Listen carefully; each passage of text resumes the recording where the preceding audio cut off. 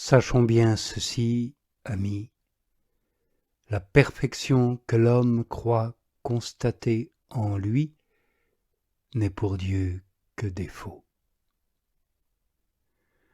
En effet, tout ce que l'homme accomplit sous couleur de perfection, toute connaissance, tout sentiment, tout vouloir, tout souvenir, dès qu'il ne le reçoit pas de Dieu et ne le fait pas remonter à Dieu, tout cela l'infecte et le souille. Pour que ces actes soient parfaits, il est nécessaire qu'ils soient faits en nous, sans nous, sans que nous en soyons le premier agent, et que l'opération de Dieu soit faite en Dieu, sans que l'homme en soit la cause première. Ces actes seuls sont parfaits. Actes que Dieu accomplit et achève dans son amour pur et net, sans aucun mérite de notre part. Ces actes pénètrent l'âme si profondément et l'embrasent à tel point que le corps où elle se trouve se sent brûlé comme s'il était dans un grand brasier qui ne s'éteindra pas avant sa mort. Il est vrai, amis, comme je le vois, que l'amour qui procède de Dieu et rejaillit dans l'âme cause en elle un contentement inexprimable.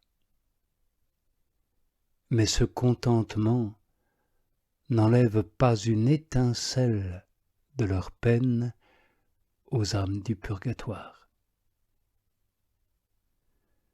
Donc, cet amour qui se trouve entravé, c'est lui qui constitue les peines que les âmes ont à souffrir.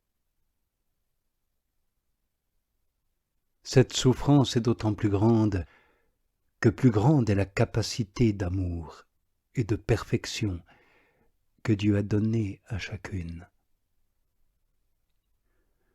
Ainsi, les âmes du purgatoire ont tout ensemble une joie extrême et une peine extrême, sans que l'une soit un obstacle pour l'autre.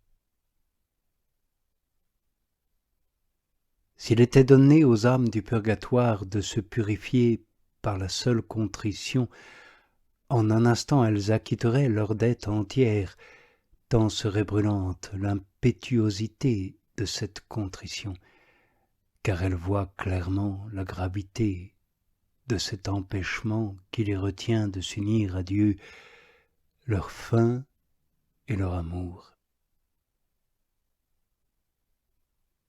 Tenons donc pour certains, amis, que dans ce paiement, elles ne sont quittes d'un seul denier, la justice de Dieu l'ayant ainsi déterminé. Ceci vaut du côté de Dieu. Du côté de l'âme, elles n'ont plus aucun choix personnel, aucun regard sur elles-mêmes, sans vouloir considérer autre chose que la seule volonté infiniment bonne de Dieu. Ainsi sont-elles établies dans l'amour. Si quelqu'un en ce monde fait une aumône à leur intention, et qu'ainsi la durée de leur peine soit diminuée, elles ne peuvent se retourner pour en prendre connaissance et s'y attacher. Elles abandonnent tout à l'exacte balance de la volonté divine. Elles laissent Dieu tout régler à lui seul, qu'il se paie comme il plaît à sa bonté infinie. S'il leur arrivait de penser un seul instant à ses aumônes ou à ses prières, en dehors de la volonté divine, ce serait un retour sur elle-même. Elle perdrait de ce fait la vue de ce divin vouloir, et cela serait pour elle un enfer, car c'est cela, l'enfer. C'est pourquoi ces âmes restent attachées à tout ce que Dieu accomplit en elles, que ce soit plaisir et contentement, ou que ce soit peine et douleur.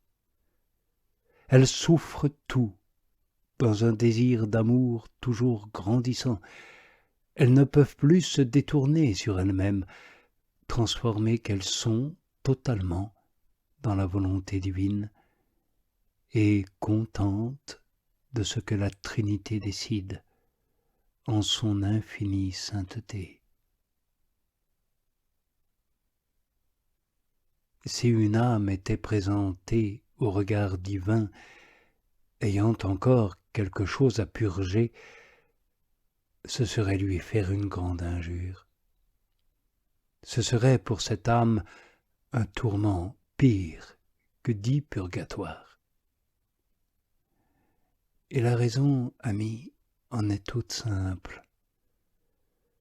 Ce serait pour la pure bonté et la souveraine justice de Dieu une chose intolérable. Donc pour l'âme qui ne désire que d'être unie à ce Dieu, c'est également chose intolérable. De son côté, l'âme voit donc qu'elle n'a pas encore pleinement satisfait à Dieu.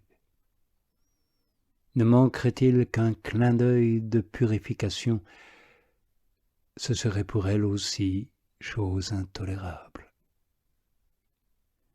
Pour enlever ce rien de rouille, elle irait dans 1000 enfers, supposé qu'il lui fût accordé de choisir, plutôt que de se trouver face à la présence divine sans être totalement purifiée.